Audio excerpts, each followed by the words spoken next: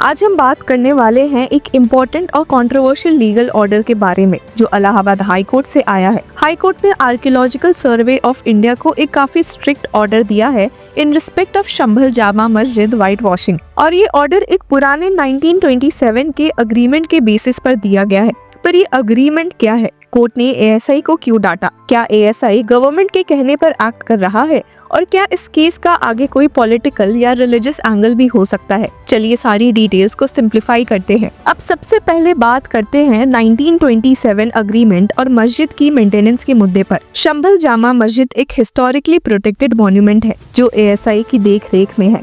1927 का एक अग्रीमेंट मस्जिद कमेटी और गवर्नमेंट के बीच साइन हुआ था, जिसमें ये तय हुआ था कि मॉन्यूमेंट का कंजर्वेशन और मेंटेनेंस सही तरीके से होगा। लेकिन मस्जिद कमेटी ने कोर्ट से परमिशन मांगी थी कि वो रमजान से पहले मस्जिद का व्हाइट वॉशिंग और सफाई का काम कर सके, क्योंकि उनका कहना था कि मस्जिद की आउटर वॉल्स पे धूल मिट्टी और पोल्यूशन से काफी नुकसान हो रहा है। लेकिन यहाँ से बात और कॉम्प्लिकेटेड हो गई। एएसआई के लॉयर एडवोकेट मनोज कुमार सिंह ने कोर्ट में जस्टिस रोहित रंजन अग्रवाल को बोला कि मस्जिद कमेटी ने बिना परमिशन के ही व्हाइट वॉशिंग किया है, जो मॉन्यूमेंट के एक्सटीरियर को डैमेज कर रहा है। बस फिर क्या था? इलाहाबाद हाई कोर्ट में जस्टिस रोहित रंजन अग्रवाल ने एएसआई को बड़ी डांट लगा दी। इलाहाबाद हाई कोर्ट ने एएसआई को डांट के क्या बोला? हियरिंग के दौरान जस्टिस रोहित रंजन अग्रवाल ने एएसआई से सख्त सवाल किए। आप 2010 में कहाँ थे? 2020 में कहाँ थे? 2024-25 में ही क्यों उठे हैं? अगर मस्जिद कमेटी इतने सालों से बिना परमिशन के व्हाइट वॉशिंग कर रही थी तो एएसआई तब क्यों चुप थी? आप सिर्फ गवर्नमेंट के कहने पर काम कर रहे हैं क्या? ये सवाल कोर्ट ने एएसआई के लॉयर से डायरेक्टली पूछा, जिसमें कोर्ट का क्लियर इम्प्लीकेशन यही था कि एएसआई सिलेक्टिव तरीके से काम कर रही है और अपनी रिस्पॉन्सिबिलिटी निभाने में फेल हुई है। यानी अगर व्हाइट वॉशिंग गलत तरीके से हो रहा था तो एएसआई को पहले ही इंटरवेन करना चाहिए था। अब इतने सालों बाद ये इशू क्यों उठ गया? इतनी इंटेंस हियरिंग के बाद कोर्ट का फाइनल वर्डिक्ट आया, एएसआई को व्हाइट वॉशिंग करनी ही पड़ेगी।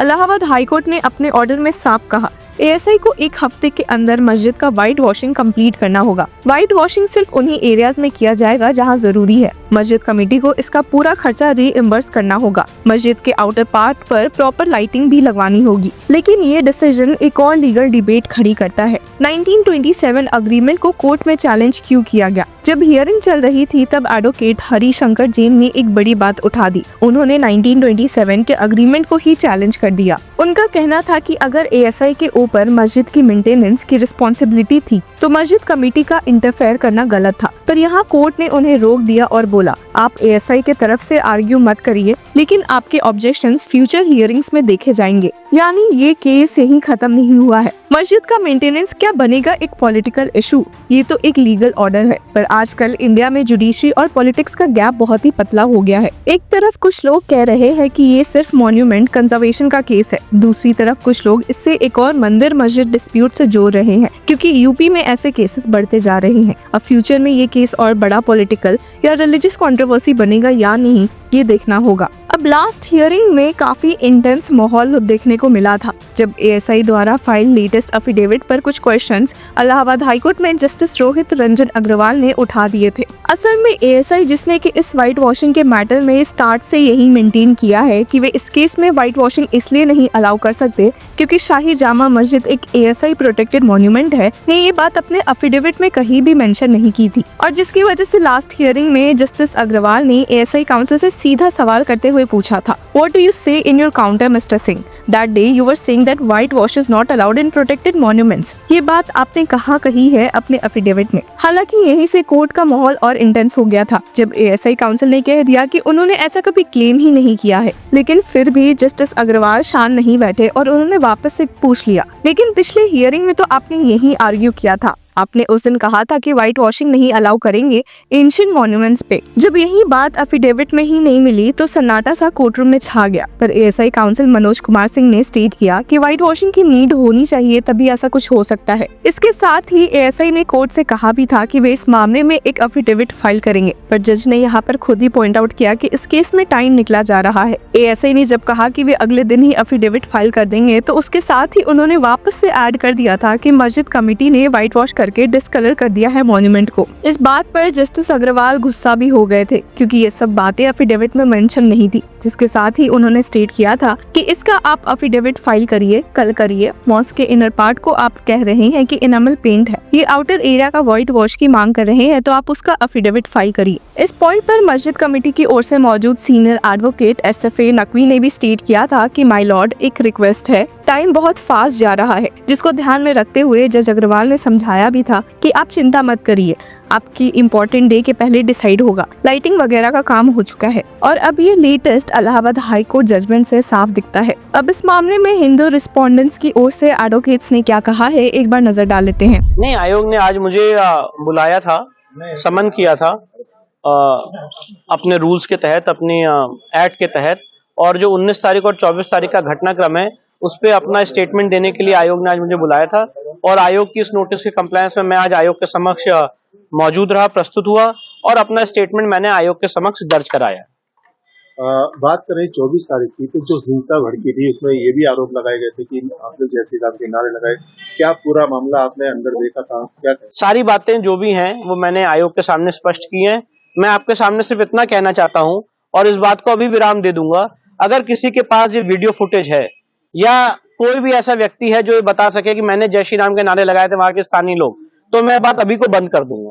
कोई एकदम टोटल झूठ है, सरासर झूठ है, मैंने कोई जय श्री राम के नारे नहीं लगाए। और ये सारी बातें तो बात की हैं, हिंसा तो उसके पहले भड़क चुकी थी। तो ये सारी बातें हमने विस्तृत रूप से, डिटेल्ड रूप से, चेन ऑफ इवेंट्स के तहत और अपने पर्सनल एफिडेविट के तहत न्यायिक आयोग के सामने स्पष्ट किया है, रखा है।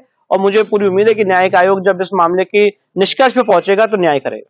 कल भी कोर्ट के आदेश पर एक टीम आई थी, उसने निरीक्षण किया और कोर्ट में रिपोर्ट पेश की है वहां पर रंगाई पुताई के लिए। क्या कहेंगे जिस तरह से बात सामने है कि कोई भी आवश्यकता भी रंगाई पुताई की? देखिए, रंगाई पुताई एक बहाना है, मेन वहां पे जो मंदिर के सबूत है उसको छुपाना है।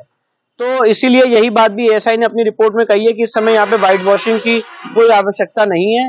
और आज इलाहाबाद हाईकोर्ट के सामने ये मामला सुनवाई पे आया था और इलाहाबाद हाईकोर्ट ने एएसआई की इस रिपोर्ट पे मस्जिद कमेटी के वकील नकवी साहब को ये समय दिया है कि वो अपना ऑब्जेक्शन फाइल करें और 4 मार्च अगली डेट इसमें निर्धारित की गई। पहले भी आपने कहा है कि आप पर जानलेवा ऐसी कोई शिकायत आ रही है, कोई कंप्लेंट आ रही है, कौन आ रही है, क्या कहेंगे जिस तरह से सारिक साटा के दिसंबर पुलिस ने पूरे मामले को लेकर खुलासा? नहीं, सारिक साटा के विषय पे अभी मैं कोई टीका टिप्पणी या कमेंट नहीं करना चाहूंगा। माननीय एसपी संभल ने इस पे अपना प्रेस कॉन्फ्रेंस आपके समक्ष रखा ही है और पुलिस इसकी जांच कर रही होगी, तो उसके बारे में मैं नहीं करना चाहूंगा। पर हाँ, मैं जरूर बताना चाहता हूं कि 24 तारीख से बराबर जो भी धमकियां मुझे मिली सोशल मीडिया के माध्यम से, फोन कॉल के माध्यम से, वो सारी चीजें मैंने प्रशासन के संज्ञान में लाया हूं और प्रशासन इसमें अपनी जांच कर रहा है। अब आपका अगला कदम क्या होगा पूरे मामले को लेकर? नहीं, अगला कदम हमारा ये है कि इलाहाबाद हाईकोर्ट के सामने जो सुनवाई चल रही है उसको अपने कंक्लूजन तक पहुंचाएं और उसके बाद यहाँ पे ट्रायल शुरू हो और जो संभल का सच है, हरिहर मंदिर का सच है, उसके लिए जितनी भी लीगल कार्रवाई हो सकती है वो आगे हम लोग बढ़ाएं। यहाँ के तो आपको क्या लगता है कि कोर्ट का ये डिसीजन फेयर है?